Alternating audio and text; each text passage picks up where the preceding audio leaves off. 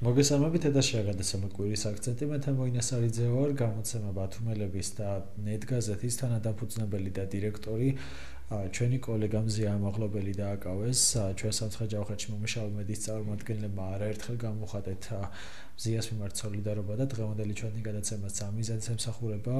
ჩვენი გადაცემის სტუმრებთან ერთად ვისაუბრებთ ტელეკომპანია დოქტივის ჟურნალისტი ინგა ედიციანი და ტელეკომპანია მეცხრე არხის ჟურნალისტი ლუბა გიორგაძე. მოგესალმებით მეგობრებო, მადლობა რომ გსტუმრობთ. ლუბა, მოდი შენი დავიწყოთ საუბარი. ზოგადად ჩვენს რეგიონშიც და ქვეყანაშიც ჟურნალისტური საქმიანობა ასე თქვათ მარტივი არასდროს არ ყოფილა, ხო? იმოდიმოდ იყო გამოწვევებიც, პრობლემებიც, თუმცა არ გადაულახავი. თუმცა დღეს ვართ მოცემულობაში, როდესაც ჩვენი კოლეგა დაკავებულია სხვა კოლეგებიც, რომლებზეც სხვადასხვა ჯგუფებმა იძალადეს, თუმცა სამწუხაროდ დღემდე არ არის საქმეები გამოძიებული და დანაშაულები დასჭილი. ეს გარემოება კი ბუნებრივია ამძიმებს ისედაც რთულ მედია გარემოს რაში მუშაობაც გვიწევს ბოლო პერიოდია, ხო? აი, მაინტერესებს როგორ ფიქრობ, აი, სად ვართ დღეს, რა გამოწვევები უდგას მედიას პროფესიული მოვალეობის შესრულებისას და შემდეგ ნინგასთან გადავიდეთ. მოგესალმებით, თემო, მივესალმები კვირის აქცენტის მაყურებელს. შენ გადაცემის დასაწყისში თქვი, რომ დღევანდელი გადაცემა იმსახურება და მიზანი არის სწორედ მზია ამაღლობელთან დაკავშირებული ამბების მოყოლა და ასე შემდეგ. და ამიტომ ამით დავიწყებ, რომ ჩემი სოლიდარობა და მხარდაჭერა პირველ რიგში მზია ამაღლობელს. რაც შეეხება კითხვას თუ სად ვართ, ვფიქრობ, რომ ჩვენ ვართ ძალიან დიდი გამოწვევების და ამავე დროს საფრთხეების წინაშე, მედიის წარმომადგენლები, ჟურნალისტები, იმიტომ რომ შენ ძალიან სწორად აღნიშნე, რომ ჩვენი კოლეგების მიმართ მოხდა არაერთი ძალადობა, მუქარა და ასე შემდეგ, რაც არ არის გამოძიებული, არაზეც არ არის რეაგირება და ეს რა თქმა უნდა აჩენს განცდას, რომ დაუსჯელი დანაშაულებები აჩენს განცდას, რომ ძალიან უსამართლო განცდას ჩვენი ჟურნალისტების მიმართ და მრჩება კიდევ ასეთი განცდა, რომ ხვალდაზე შეიძლება ჩვენც აღმოჩნდეთ ამ ჟურნალისტების ადგილზე, მათ მდგომარეობაში და რა თქმა უნდა ეს ძალიან ცუდ რამეს ქმნის ჩვენთვისაც. ეს რა თქმა უნდა გავლენას ახდენს ჩვენს მუშაობაზე, ჩვენს საქმიანობაზე, იმის ნაცვლად რომ ჩვენ როგორც ჟურნალისტებმა ძალიან ბევრი უნდა ვიმუშაოთ იმ მიზნით, რაზეც მუშაობთ ჟურნალისტები მოსახლეობაზე, მათ ინტერესებზე, მათ პრობლემებზე და რაც უნდა ვაშუქოთ, უკვე ვსხედვართ და სამწუხაროდ ვსაუბრობთ იმაზე, თუ როგორ გარემოში, როგორ ასე ვთქვათ, საფრთხის შემცველ გარემოში გვიწევს მუშაობა და იძულებული ვართ გავიდეთ გარეთ და დავდგეთ აქციებზე და სოლიდარობა გამოვცხადოთ ჩვენს კოლეგებს, დაკავებულ კოლეგებს, ნაცემ კოლეგებს. ეს რა თქმა უნდა ძალიან ცუდი და უარყოფითი არის ჩვენთვის და ჩვენი მუშაობისთვის. მადლობა ლუბა, ნამდვილად მედიის როლი და ასე ვთქვათ დანიშნულება არ არის, რომ აქციებზე იდგეს მედია და რაღაცებს აპროტესტებდეს, ხო? მაგრამ დღეს გვიწევს ამ რეჟიმში ყოფნაც, თუმცა იმედია რომ ეს მოცემულობა შეიცვლება მალე. ინგა, აი, შენც რა გითხრა რამდენიმე სიტყვით, სად ვართ დღეს და რა გამოწვევები გვიდგას მედიის წარმომადგენლებს და როგორი ესე ვთქვათ მოლოდინები გაქვს? ძალიან ცუდია, რომ ჟურნალისტებს გვიწევს უფრო მეტად საუბარი გამოწვევებზე, ვიდრე ჩვენი საქმიანობის კეთება. ძალიან ბევრი გამოწვევები აქვს ჟურნალისტებს დღეს, მით უმეტეს რეგიონებში, როდესაც ძალიან ბევრი პრობლემა აქვს და ხალხს ჩვენი იმედი აქვს. ყველა საკითხში ადამიანები შეიძლება არც იბჩნევდნენ, რომ ჟურნალისტების იმედი აქვს, მაგრამ ელემენტარული რომ ავიღოთ, როცა გავდივართ აქციებზე და ის მცირე რაოდენობა გამოდის, რაღაცა კითხვა რომ ჩნდება, პირდაპირ ჩვენ ვართ ადრესატები, აი თქვენ მაინც არ გაქვთ პასუხი, რატომ? ხალხს აქვს ჟურნალისტების იმედი, ამიტომ ჟურნალისტები უნდა აკეთებდნენ თავიანთ საქმეს და არ უნდა ფიქრობდნენ ზედმეტ გამოწვევებზე. გამოწვევები როგორ გინდა იმუშაო იმ გარემოში, როდესაც შენ კონკრეტულ საკითხზე, როდესაც მუშაობ, არ გაქვს პასუხი შესაბამისი უწყებებიდან, არ გაძლევენ საჯარო ინფორმაციებს, არ გპასუხობენ ტელეფონზე. ძალიან მულტიეთნიკური და მულტირელიგიური რეგიონი გვაქვს და გამოწვევებიც საკმაოდ ბევრი არის, როგორც ინფრასტრუქტურული, ასევე არ ვიცი, პრობლემა ძალიან ბევრია და რეალურად როდესაც ვითხოვთ ხოლმე რაღაცა საჯარო ინფორმაციებს, ეს არ არის ვინმეს კეთილინება, რომ ეს მოგწეს. ეს მათი ვალდებულებაა და ჩვენი ვალდებულებაა, რომ ყველა თემა ობიექტურად და ასე ვთქვათ, ინფორმირებულად გავაშუქოთ, ხო, თუმცა ამის საშუალება არ გვეძლევა ხოლმე შე როგორც ამბობ. აი როგორ ფიქრობ ინგა? რატომ ებრძვია დამოუკიდებელ მედიას? დამოუკიდებელი მედიის წინააღმდეგ ეს კამპანიები თუნდაც ის რომ ებრძვიან, რომ არ იყოს დამოუკიდებელი მედიის ხმა არ ისმოდეს, იმიტომ რომ გარკვეულწილად რაც არ უნდა არ იმჩნევდნენ, მათ ჩვენ ვუქმნით ეგრეთ წოდებულ დისკომფორტს. საკითხის გაშუქებისას ჩვენ ანუ მოსახლეობის ნაცვლად მათ ვთხოვთ პასუხებს, რომლებზეც ხშირად არ აქვთ პასუხები, ან არ უნდათ ამ კითხვებზე პასუხების გაცემა. თუ დამოუკიდებელი მედია არ იარსებებს, ამას წინათ იყო პროტესტის ნიშნად გაითიშა ყველა დამოუკიდებელი მედია და ეკრანებზე იყო შავი ესეთი ქარდი, სადაც იყო ესეთი წარწერა, რომ არ იყოს მედია, როგორი იქნება გარემო და ის სიჩუმე ალბათ დადგება თუ არ იარსებებს დამოუკიდებელი მედია. მადლობა ინგა, ლუბა შენც რო გითხრა ამდენიმე სიტყვით, აი რა ვფიქრობ? რატომ არის ხოლმე, რატომ ხდება ხოლმე დამოუკიდებელი მედია სამიზნე, რომელიც არის ასე ვთქვათ ინტერესებში ყველა მხარის რომ ასე ვთქვათ მედია არსებობდეს და აშუქებდეს მიუკერძოებელ ობიექტურ ინფორმაციას. რატო აგექვა ასეთი მედია სამკითხები? დავთანხმები ინგას, რომ ნამდვილად ჩვენი მუშაობა, ჩვენი ასე ვთქვათ პირველ რიგში დამოუკიდებელი მუშაობა, რომ არავისზე არა ვართ დამოუკიდებული და ვაშუქებთ იმას, რაც ხდება რეალურად ყველა თავისი პრობლემით და ყველაფრით აბსოლუტურად ეს ქმნის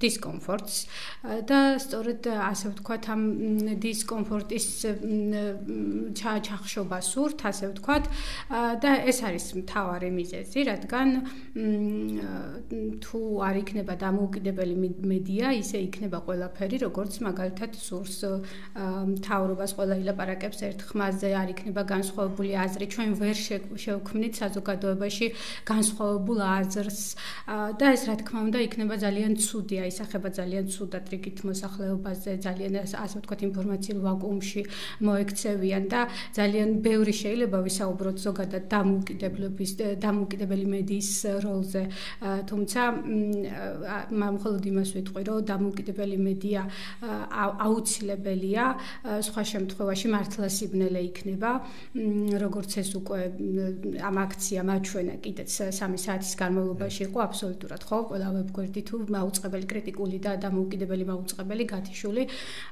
და სწორედ ასეთ სახეს და ასე ვთქვათ ასეთ სახეს მივიღებთ ჩვენ საზოგადოებაში, რაც რა თქმა უნდა ძალიან ცუდი იქნება, მაგრამ შეიძლება სხვა საწყობდეს კიდეც, ვისაც დისკომფორტს უქმნის ეს ყველაფერი და დამოუკიდებელი მედია. რეალურად აი ასეთ პოლარიზებულ გარემოში ძალიან დიდი ფუფუნებაა დამოუკიდებელი მედიის არსებობა, რომელსაც შეუძლია რომ რაღაცა პროპაგანდისგან დაცლილი ინფორმაცია მიეწოდოს მოქალაქეებს. ხო, აი წეღან შენც იხსენებდი ინგა, რომ სამწუხაროდ ჩვენ კოლეგებს ტელებროჯომიდან მოუწიათ მაუწყებლობის შეწყვეტა ბევრი რიგი პრობლემების გამო, რომელიც განსაკუთრებით ბოლო ერთ წელში დადგა მედიის წინაშე, ხო, მათ შორის არის რუსული კანონი. აქვე შემთხვევით ვისარგებლებ და სოლიდარობას გამოუცხადებ მათაც და იმედი ვიქონიათ, რომ ესენი მალე დაუბრუნდებიან თავიანთ საქმიანობას, რომელსაც ათობით წელი ემსახურებიან და ასე იხსენებდით თქვენ იმ გაფიცვის დღეს, როდესაც მედიამ გადაწყვიტა, რომ ასე ვთქვათ, მზიამაღლობელის მხარდაჭერისთვის 3 საათით შეეჩერებინა მაუწყებლობა, მათ შორის იყვნენ ონლაინ მედიები, რომლებსაც გაჩერებული ქონათ მუშაობა 3 საათის განმავლობაში და რა შედეგი მოგვცა ამან? დავინახეთ, რომ არანაირი ინფორმაცია არ ვრცელდებოდა გარდა მიკერძოებული შეგვიძლია ალბათ ვთქვათ მედიების მხრიდან, რომლებსაც არ გაუჟღერებიათ ამ 3 საათის განმავლობაში რაღაცა ისეთი პროპაგანდისგან და დეზინფორმაციისგან დაცლილი ინფორმაცია. ხო, აი რეალურად რას მოგვცემს ჩვენ როგორც საზოგადოებას კრიტიკული მედიის არარსებობა, ეს იქნება ჩემი ბოლო კითხვა. ხო. დაიწყე. პირველი ის რომ პირველი ის რომ ცენტრს მოწყვეტილი ხალხის ხმა უბრალოდ აღარ გაჟღერდება. იმ მუნიციპალიტეტის სოფლებში, იმ ცენტრში თუნდაც ადამიანებს, რომლებსაც არ აქვთ წყალი, არ აქვთ გზა და პირველი ვინც ახსენდებათ, ეს არის ჟურნალისტები და ხშირად ჟურნალისტები ხვდებით ხოლმე ის სამიზნეები, როდესაც მასალებს ვაქვეყნებთ, შემდეგ უკვე ჩვენზე მოდის ეს წდეხი და ის ხმა უბრალოდ აღარ იქნება. ჩვენ ვერ ვიმუშავებთ და ვერ გავაკეთებთ იმას, რასაც დღემდე ვაკეთებდით, ხომ? ვაშუქებთ რელიგიურ პრობლემებს. ახლა მაგალითად ძალიან მწვავე ამ ბოლო პერიოდში, მოდი ახლა შორს რომ არ წავიდეთ, იმ სტრუქტურებს ვამხელთ, ვიზეც თვითონ საზოგადოებაც ვერ საუბრობს ბოლომდე და იმდენად პროპაგანდით სავსე მედია საშუალებებს უყურებენ, რომ უკვე სწორი ინფორმაციის მიმართ აგრესია უჩნდებათ.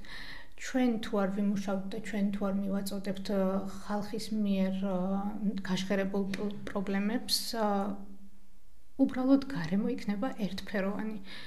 და დავემსგავსებით იმ ქვეყნებს, სადაც არ არის კრიტიკული მედიები, არასამთავრობო ორგანიზაციები და არ ვიცი, მე ვფიქრობ, რომ ჯანსაღ სახელმწიფოში უნდა არსებობდეს, დემოკრატიულ სახელმწიფოში უნდა არსებობდეს კრიტიკა. ჯანსაღ კრიტიკაზე მაქვს საუბარი. იმიტომ რომ თუ არ არის კრიტიკა, არ არის ჯანსაღი სახელმწიფო. მადლობა ინგა, ლუბა, შენთან გადმოვალ კითხვით, ასევე იგივე კითხვა მაქვს შენთანაც. ბევრჯერ გავხდა რა ადგილობრივი მედია და ცენტრალური მედიაც, თქვა მოქალაქეების პრობლემების მოგვარების ერთ-ერთი პირველი ნაბიჯი ხო? რას ეთყოდი მოქალაქეებს, ვისაც ჯერ შეიძლება ბევრი არ უფიქრია, როგორ შეიძლება იყოს მათი საცხოვრებელი გარემო მედიის გარეშე. ძალიან დიდი იმედი მაქვს პირველ რიგში იმის, რომ ეს დრო არასდროს არ დაგვიდგება, როდესაც მედია დამოუკიდებელი მედია არ იქნება საქართველოში და მით უმეტეს რეგიონული მედია არ იქნება, იმიტომ რომ შენს ძალიან სწორედ აღნიშნე, რომ ძალიან დიდი როლი აქვს რეგიონულ მედიასაც, რა თქმა უნდა, იმიტომ რომ სწორედ რეგიონული მედიის წარმომადგენლები ვართ, ძირითადად ვისაც უფრო მეტად მიგვიწვდება ხელი ადგილობრივ მოსახლეობასთან, თითოეულ სოფელში, თითოეულ მუნიციპალიტეტში, არ ვიცი, ხშირად ვამბობ ხოლმე, რომ სამცხე-ჯავახეთში თითქმის არ დარჩენილა სოფელი, სადაც არ მივსულ ვარ თქო და იმითი პრობლემა არ გამიშუქებიან, უბრალოდ არ მინახავს, არ დავინტერესებული ვარ, რა თქმა უნდა, როგორც ჟურნალისტი და რო არ ყოფილიყავი ჟურნალისტი და რეგიონული მედიის წარმომადგენელი, ბუნებრივია მე იქ ვერ მოვხვდებოდი და ყველა სოფელი ვერ იქნებოდა ჩემი ინტერესის სფერო და ასე რომ ძალიან დიდი როლი გვაქვს. შეიძლება მოსახლეობას არ უფიქრია იმაზე ძალიან ბევრს, ჩვენ რო არ ვიყოთ დამოუკიდებელი მედია, რო არ იყოს რა მოხდება, მაგრამ იმედი არც დადგებიან იმ სურათის წინაშე, რომ ჩვენ რო არ ვიქნებით და თავიანთ პრობლემას ვერავის ასე ვთქვათ ეტყვიან, ვერავინ ვერ გააშუქებს და ასე შემდეგ, მერე რა მოხდება. ძალიან დიდი იმედი მაქვს, რომ ეს არ იქნება, ძალიან ბევრი უნდა ვიყოთ, როგორც დამოუკიდებელი მედიის წარმომადგენელი, ასევე ძალიან ბევრი რეგიონული მედია ორგანიზაცია უნდა იყოს, ძალიან ბევრი და რა თქმა უნდა, კიდევ ერთხელ ჩემ მხარდაჭერას გამოვხატავ ტელეკომპანია ბორჯომის მიმართ, არ მხოლოდ ტელეკომპანია ბორჯომის ბათუმშიც TV25 დაიხურა, იმედი მაქვს, რომ ორივე რეგიონული მედია საშუალება მალე დაუბრუნდება თავის მაყურებელს, ჩვენი კოლეგები მალე დაუბრუნდებიან თავიანთ სამსახურებს და ჩემ მხარდაჭერა და სოლიდარობა მათ. დავამატებ იმას, რომ იცი როდის გრძნობ ჩვენს მნიშვნელობას და ჩვენს ძალას, როდესაც მოქალაქეები მოდიან და ჟურნალისტის კომპეტენციას, რასაც სცილდება, თუნდაც პირადი მეზობლური კონფლიქტები და აი ასეთ საკითხებზეც კი მოდიან და მაშინ გრძნობ, რომ რამხელა ძალავს მედიას და რომ ჩვენი იმედი აქვს ამ ხალხს. იცი, რთულია ისაუბრო, რომ არ იყოს მედია, როგორი იქნება. მედია უნდა იყოს, ამაზე თანხდებით თავიც. ამაზე ხო თანხდებით. თუმცა იცი როგორი სიტუაცია თემა ხალხმა ანუ ხალხი ვერ წარმოიდგენს იმას რომ არ იყოს მედია, იმიტომ რომ რამხელა კოლოსალური შრომა დევს ყოველი ნიუსის მიღმა, ეს რთულია გადმოსცე თუ შიდა სამზარეულო არ იცი. ხშირად როდესაც პირად საუბრებში აი კიდე მოვიყო ან მაგალითად აქციებზე რომ დავდივართ და რომ ვეუბნებით რომ ჩვენი მწირი რესურსი რამდენად მწირია მათ უკვირთ როგორ ვარსებობთ საერთოდ და როგორ ვასწრებთ ამდენ რამეს და ფიქრობ რომ დამოუკიდებელ მედიას დამატებითი გამოწვევები არ სჭირდება და არ უნდა გქონდეს დამატებითი გამოწვევები, რომ მან სრულყოფილად ფუნქციონირება შეძლოს. მადლობა. მე მგონია რომ არასაწესოს არ ვაპირებთ. დავრჩებით ჩვენი პროფესიული სტანდარტების ერთ გული და გავაგზავნოთ ჩვენ საქმეს. მადლობა მეგობრებო, რომ გსტუმრობდით ჩვენს გადაცემაში. ჩვენს გადაცემის მაყურებლებს და მსმენელებს ვეთქვი რომ საუბრობდით მედიის თავისუფლების და მედიის დამოუკიდებელი მედიის არსებობის მნიშვნელობაზე და ჩემი გადაცემის სტუმრებთან ერთად გამოხატეთ სოლიდარობა მზია ამაღლობელის მიმართ. ჩვენ გადაცემაში გესტუმროთ ყავდა ტელეკომპანია ტოქტივის ჟურნალისტი ინგა ირიციანი და ტელეკომპანია მეცხრე არხის ჟურნალისტი ლუბა გიორგაცი.